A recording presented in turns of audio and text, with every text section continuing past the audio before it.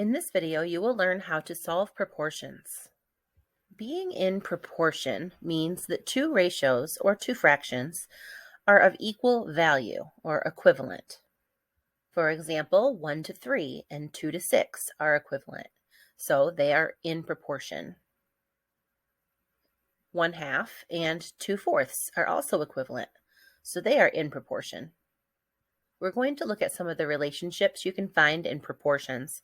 All of the relationships have to do with multiplication. 1/2 and 3/6 are equivalent, so they are in proportion. You can see the relationship from the 1 to the 3 would be times 3. And one of the things about being in proportion is that the bottom two numbers also have that relationship of times 3. 2 times 3 is 6. Another place that you can find a multiplicative relationship is from the top number to the bottom number of each fraction or each ratio. 1/2 has a relationship of the top number times 2 is the bottom number. In the same way, 3/6 has a relationship where the top number times 2 is the bottom number. 3 times 2 is 6. Let's take a look at another place that you can find relationships that deal with multiplication.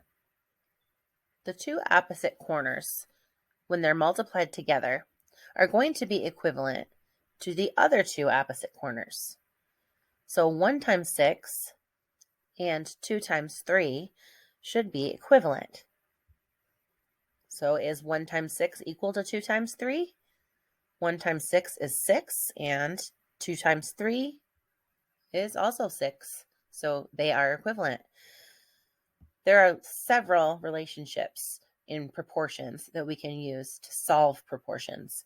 Let's start looking at some examples of proportions that we need to solve, and we will use these relationships to help us solve them. In this proportion, 1 to 3 equals 4 to W, we need to solve for W. That means we need to figure out what number we can put where the W is in order to make this a proportional relationship. We need to make it a proportion. I can see a relationship between the 1 and the 4, the two top numbers. From 1 to get to 4, we would have to multiply by 4. So that means that the same relationship would have to happen on the bottom. From 3 to W, we have to multiply by 4. Then there's the other relationships from the top to the bottom. To get from 1 to 3, we would have to multiply by 3. So the other fraction or ratio has to have the same relationship from the top to the bottom. We have to be able to multiply the top number by 3 to be able to get the bottom number. So 4 times 3. No matter which of these two relationships we use to solve this proportion, the answer is going to be 12. If we use the times 4 relationship, 3 times 4 is 12. If we use the times 3 relationship, 4 times 3 is also 12. So W has to equal 12 in order for this to be a proportion. Example number 1. Solve for n. 2 to 5 is equal to 12 to n. Let's look for relationships between the numbers. 2 to 5. How do we get from 2 to 5 with multiplication? 2 times 2 is 4, and 2 times 3 is 6, so it's not one of our basic facts. That doesn't mean we can't do it this way, but it might not be the easiest or fastest way. So let's look at the relationship from 2 to 12. 2 times 6 is 12. So that means I can use the same relationship on the bottom, 5 times 6, to get n. Well, 5 times 6 is 30. So that means that n equals 30 in order to make this a proportion. Example number 2. 10 to 4 is equal to n to 6. Looking at the first ratio, no matter if I go from 10 to 4 or from 4 to 10, trying to figure out what number to multiply one of those by is not going to be extremely easy. It's not a basic fact.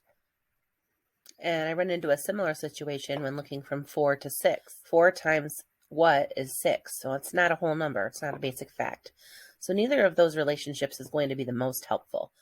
Remember that if we take the two opposite corners and multiply those with each other, it will be equal to the other two opposite corners being multiplied together. 10 times 6 should be equivalent to whatever 4 times n is. 10 times 6 is 60, and 4 times n, we normally write that like 4n. Now we can divide both sides of this equation by 4, and the end result, 60 divided by 4, is 15. So 15 equals n. So the number to put in where n is in this proportion would have to be 15 in order to make this proportional. Example number 3. 20 to 8.7 is equal to 5.8 to m. Whoa, these are definitely not going to include any basic facts. Let's get straight to that corner-to-corner relationship. So let's do this. Grab a calculator right now. Go ahead, I'll wait just a moment. Find the opposite corners that both have numbers, not the variable, and multiply them, and then press equals. You should be multiplying 8.7 times 5.8. Do not press clear. Next, find the only other number and divide the answer by it, and press equals. So divided by 20. This should be equal to 5.523. If you didn't get that answer, try again. 8.7 times 5.8 equals, divided by 20 equals.